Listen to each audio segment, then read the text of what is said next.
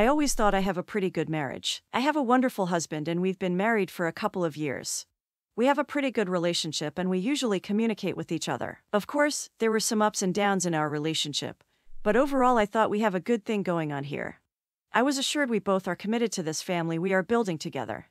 My name is Whitney and I am 26 years old. I met my husband Phil when we were in college and we dated each other almost immediately. We got married soon after we finished college and I thought we'd been quite happy since then. All in all, our marriage was a good one. My family loved Phil and he adored mine. He bonded with my father quite well and my mother already saw him as a son. I am an only child, so Phil's easy integration with my family was something I was grateful for.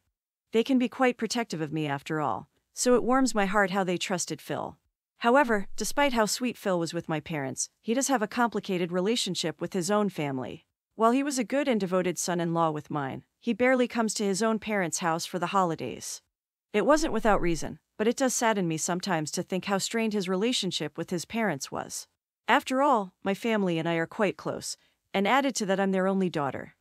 Phil's parents divorced sometime when he was still a teen. It was because his dad fell in love with another woman and broke it off with his mom. It had gutted him. His dad married this other woman even before the ink was dry on the divorce papers. It made him feel even worse about it. Phil's mother left and Phil himself couldn't see his stepmother as anyone besides the one that was responsible for destroying his family. He couldn't understand why his dad had done what he did, and for a long time, there was barely a relationship between Phil and his stepfamily. But one day something seemed to change. When Phil's father remarried, his new wife brought a daughter with her into the family. Her name is Candace. She is only 4 years younger than me. I've never met her or her mother since neither of them attended my wedding with Phil. I've only ever met with Phil's dad since he was the only one that attended our wedding. Even that was just the one time and there hasn't been any other occasion, as Phil had distanced himself from his father's family. However, despite never meeting Phil's stepfamily face to face, I had seen a picture of them. That was the only reason I recognized Candace as the woman that was walking beside my husband when I accidentally saw them across the street. There was a moment when my heart dropped to my stomach when I saw my husband walking quite close to a beautiful woman I didn't recognize at first sight. Recognizing the woman as Candace lessened the beat of my racing heart and gave me the push to go ahead and greet them, so I did just that. Both of them were understandably surprised to see me. Then Phil pulled me into his embrace and kissed me on the cheek, and my heart settled again. Candace seemed a little uncomfortable in front of our public display of affection. Still, she gave me a smile when Phil finally introduced her. "Candace, this is Whitney, my wife. Honey, this is Candace. She's my stepsister," Phil said. He sounded awkward and unused to the word stepsister, and I think I can understand. After all, he never had to introduce a sister or a stepsister before, so the word must feel foreign on his tongue. "Hello," Candace greeted, cordial and also a little awkward. "Hello, nice to meet you, Candace," I greeted back with a friendly smile. We spent a few minutes with small talk then. Candace told me she was in town visiting a friend and she had started to be in contact with Phil a couple of weeks back, so she asked if he would be available to meet while she's here. They found a common ground in liking this movie that had just come out, so they were going to a cinema together. Phil still seemed a little awkward, but I took it as him being a little out of his comfort zone and getting to know his estranged step-sibling. I do wish he had told me that he's been in contact with his stepsister or that he was even making plans with her, but I also know he always had some complicated feelings regarding her. While he hated his stepmother, he does realize Candace was an innocent party. Now that he's grown up, I decided to leave them to their sibling date. It had seemed sweet, them trying to get to know each other as estranged step-siblings. In hindsight, that was probably the start of everything. In the next couple of weeks, I started noticing that Phil has been going out pretty often with Candace. I didn't realize how often it was, but then I started noticing the phone calls, the movie dates, the shopping, and even lunch dates. I started counting in my head then just how many times those were all with Candace. I thought it was a little odd how fast Phil seemed to bond with Candace, how soon they became so close. But I didn't think much about it. I thought maybe it was just the newness of having a sibling. I should have realized there was more to it than that. It all came to a head on one fine weekend.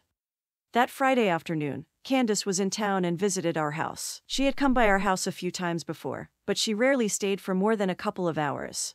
I had no reason to think this was any different from those visits. Candace told us she was having a birthday party and invited us to attend. It'll be held next week and it'll be mostly family only and some of her friends. Nothing crazy, so she was hoping we can come. I thought it'll be a good chance to finally see Phil's family. I thought it'll be good if the civility between Phil and Candace could spread to Phil's dad and Candace's mom. So, I agreed to come. Phil was a little bit more hesitant, likely at the prospect of seeing his stepmother and father, but he still agreed to attend. Candace smiled and told us she was looking forward to seeing us on her birthday. As always, she stayed for a little bit of small talk before she was already saying goodbye.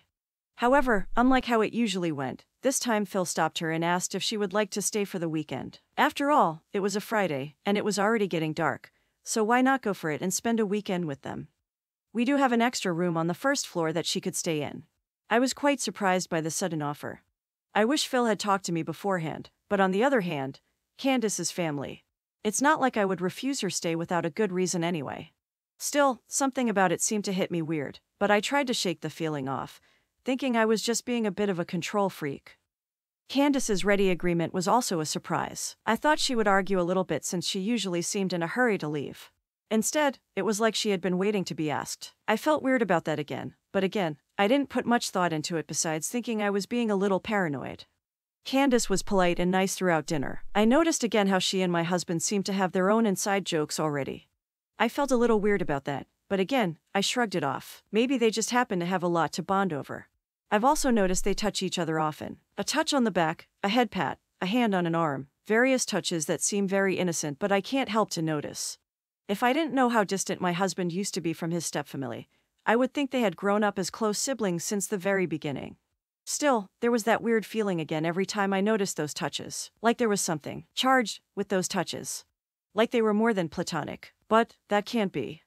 I probably just don't get it. After all, I am an only child. I've seen my friends that are close to their siblings and they did show a somewhat similar kind of easy skinship between them. So, again, I didn't think too much about it and simply thought it was just because they've become close as step-siblings. Saturday passed in more or less a similar fashion. Candace was still a perfect guest, helping with breakfast and even helping with cleaning up the house. She still gravitated more to Phil most of the time, but I still didn't think much of it besides her being more comfortable with Phil than with me. I noted again more of that strange closeness between them. I disregarded them again, just like I always did. It was good that Candace was Phil's stepsister, or else I'd really think something was going on.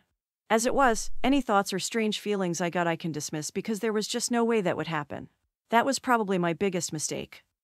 When Sunday came around, the day was still quite normal. Only, there was this persistent feeling that something was wrong that I just can't put my finger on. I told my husband I was just feeling under the weather and he sweetly cared for me the entire day. Candace even helped with the cooking and the dishes, saying since she was leaving tomorrow already, she wanted to do her best to help me, too.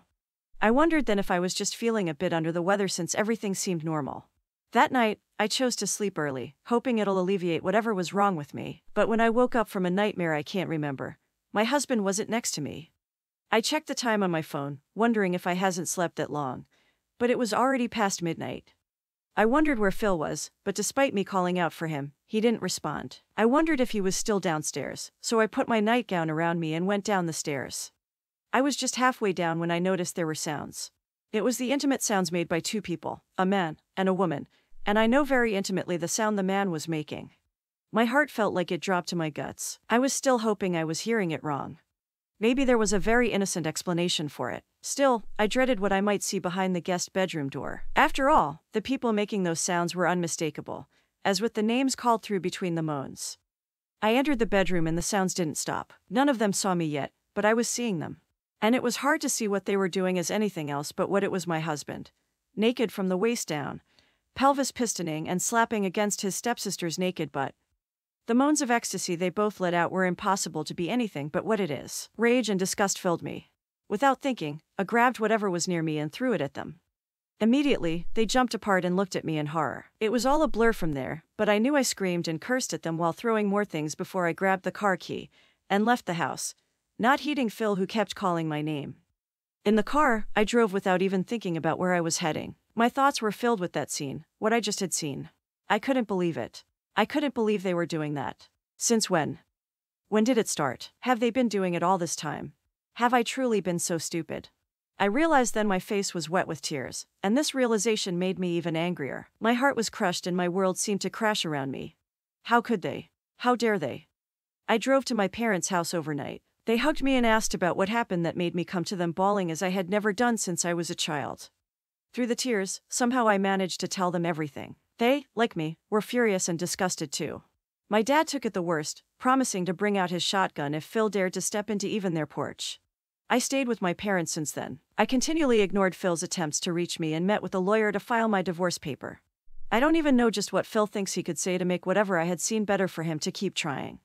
There was simply no way for him to make any of what I had seen forgivable. He cheated on me. He cheated, right under my nose, inside our home, with his stepsister. Just thinking about it made me feel sick to my stomach and filled me with rage. I couldn't even begin to comprehend just what could drive him to do something like that. I don't even want to understand. Cheating on me was already bad enough, but with his stepsister nonetheless. There is nothing he can say to justify any of that. Calling up Phil's dad after the umpteenth time Phil tried to reach me wasn't exactly a conscious decision on my part. But I was hurting and angry, and I wanted to get my shot in, somehow. So, I called Phil's dad and told him I'm divorcing his son. When he asked why, I told him his son was cheating on me with his stepdaughter. There was silence from the other line before the call ended. I have no idea what happened, but Phil also stopped calling me right after that, so at least I was getting some peace of mind. I want to start healing without him in my life. Later, I heard they both got disowned, but I guess that's none of my business anymore. They made their bed. They just have to lie in it.